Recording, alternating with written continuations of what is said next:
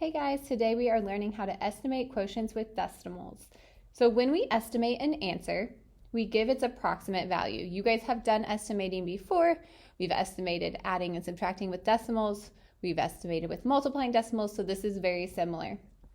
We're going to circle the best estimate of 1.09 divided by 0.96.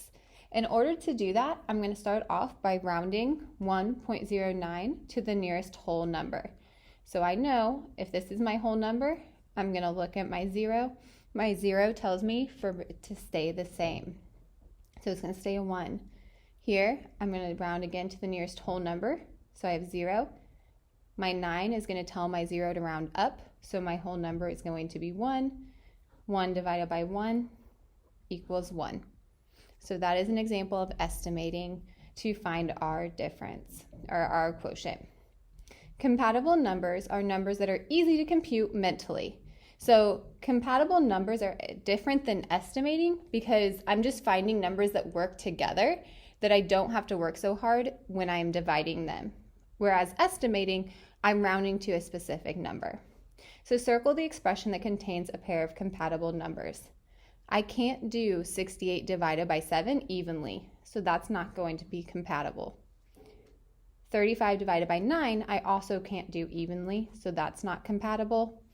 But I can do 48 divided by 6 because that would equal 8. So here are my compatible numbers.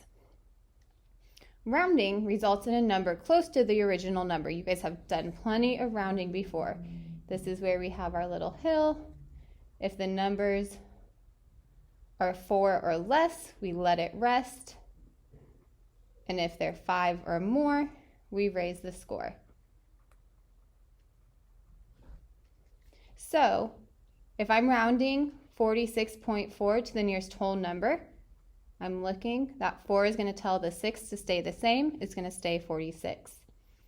The nearest whole number here, my 8 is going to tell my 3 to move up.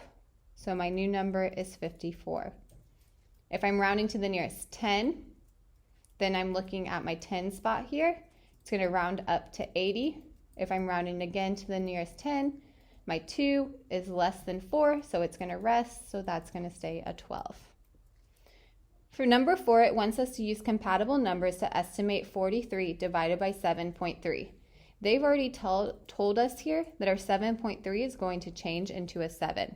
So I needed to think to myself, what number is close to 43 that I can evenly divide 7 in? So I'm going to start just at 40, and I know it's not 40, it's not 41, 42. 42 is close to 43, and I can do 42 divided by 7, which equals 6. So 43 divided by 7.3 is about 6.